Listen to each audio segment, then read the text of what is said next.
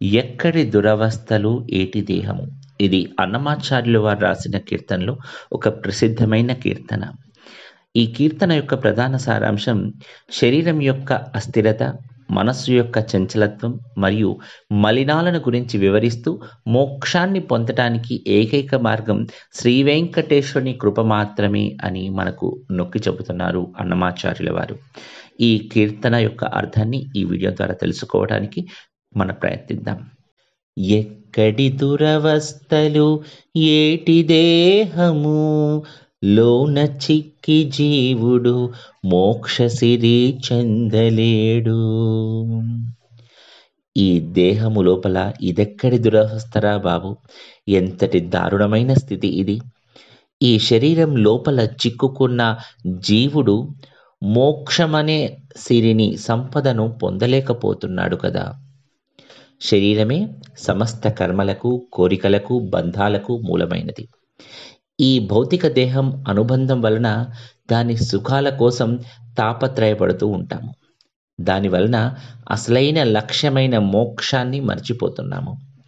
అంటే జనన మరణ చక్రం నుండి విముక్తిని పొందడాన్ని జీవుడు విస్మరిస్తున్నాడు అని. దేహం ఒక కారాగారం లాంటిది, అంటే ఒక చెరసాల లాంటిది.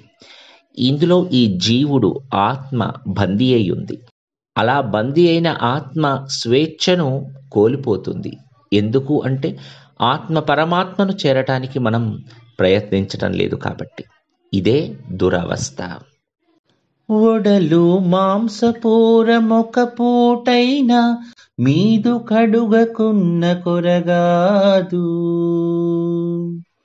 కడలేని మలమూత్ర గర్హితమిది, లోను కడుగరాదు ఎంత కడిగినా పోదు. ఒడలు మాంసపురము. ఈ శరీరమంతా మాంసంతో నిండి ఉంది. కనీసం పూటకొక్కసారి కూడా దీన్ని శుభ్రం చేయకపోతే ఇది పనికి రాకుండా పోతుంది, అసహ్యంగా మారుతుంది. ఇది అంతులేని మలమూత్రాల వంటి అసహ్యకరమైన పదార్థాలతో నిండిపోయి ఉంటుంది.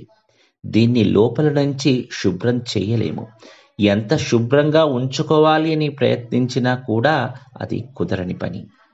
ఇక్కడ అన్నమాచార్యుల వారు శరీరానికి ఉన్న అశాశ్వతమైన, అసహ్యకరమైన స్వభావాన్ని మనకు గుర్తు చేస్తున్నారు. మానవులు తమ దేహ సౌందర్యాన్ని, శుభ్రతను గురించి ఎంతో ఆలోచిస్తారు. కానీ శరీరం బయటికి ఎంత శుభ్రంగా కనపడినా లోపల నిరంతరం మలినాలను ఉత్పత్తి చేస్తూనే ఉంటుంది. బయట శుభ్రం చేయడం తాత్కాలికమే.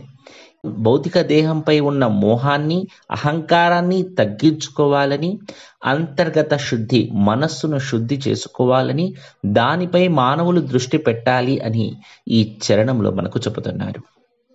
అలర చిత్తము చూడాతి చెంచలము, దీనగలసిన పెనుగాలి గణము, మెలుపులేని చిచ్చు మీద మిక్కిలి, కొంత నిలుపులేదు పట్టి నిలుపగరాదు.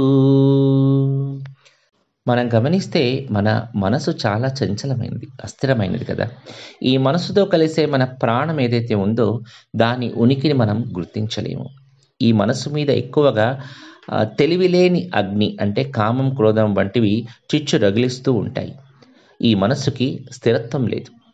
దీన్ని కట్టడి చేయడం సాధ్యం కాదు. పట్టుకొని నిలబెట్టడానికి కూడా చాలా కష్టం. శరీరం అస్థిరమైనది, అయితే మనసు అంతకన్నా అదుపులేనిది. మనసు ఎప్పుడు ఒక ఆలోచన నుండి మరొక ఆలోచనకు వెళుతూ ఉంటుంది. దీనికి కోరికలు ఎక్కువ, కోపము ఎక్కువే. వీటితో చిచ్చు రగిలిస్తుంది. దాంతో ఆ అగ్నిలో దహించుకుపోతూ ఉంటుంది. ఈ మనసుతో మమేకం అయిన ప్రాణం ఎప్పుడు పోతుందో ఎవరికీ తెలియదు. మరి ఈ మనసును మనం కట్టడి చేయగలమా? చాలా కష్టం. పట్టుకొని ఒక దగ్గర నిలబడి ఉండలేము. కాబట్టి కేవలం మానసిక, దైహిక ప్రయత్నాలతో ఈ చంచలత్వాన్ని పూర్తిగా జయించడం సాధారణ మానవులకు అసాధ్యమని చెప్పవచ్చు. అంతర్గత స్థిరత్వం లేకపోవడం వలన మనకు మోక్ష సాధన కష్టమవుతుంది. తిరువేంకటాచలాధిపుడు నిత్యానందకరుడు, జీవునకు రక్షకుడు. కరుణించి ఒకవేళ కాచిన గాని, మేను చొరక మానెడు బుద్ధి చోకదెవ్వరికి. తిరుమల కొండలకు అధిపతి అయిన శ్రీ వెంకటేశ్వరుడు శాశ్వతమైన ఆనందాన్ని కలిగించేవాడు. ఆయనే సకల జీవులకు రక్షకుడు. స్వామి దయతో ఒక్కసారి మనల్ని కరుణిస్తే తప్ప మన దేహంలో ఉన్న ఈ చెడు ఆలోచన పోదు కదా. మొదటి 2 చరణాలలో దేహము మనస్సు యొక్క లోపాలను వివరించిన తరువాత ఈ చరణం మోక్షానికి పరిష్కారాన్ని సూచిస్తుంది. భౌతిక దేహాన్ని, చంచలమైన మనస్సును సొంత ప్రయత్నాలతో అదుపు చేయడం చాలా కష్టం. కాబట్టి శాశ్వత ఆనందాన్ని ఇచ్చి అంతరి జీవులను రక్షించే శ్రీ వెంకటేశ్వర స్వామి కరుణ మాత్రమే మనల్ని రక్షించగలదు. ఆయనే మనకు శరణం. స్వామి కరుణిస్తేనే ఈ దేహంతో పాటు వచ్చిన దుర్బుద్ధి అంటే అజ్ఞానము, బంధము అన్నీ తొలగిపోతాయి. ఈ జీవుడు మోక్షాన్ని పొందగలుగుతాడు. ఇది శరణాగతి మార్గం అంటారు. అంటే జీవుడు భగవంతునిపై పూర్తిగా ఆధారపడటం. ఈ శరణాగతినే నొక్కి చెబుతుంది మనకు ఈ కీర్తన.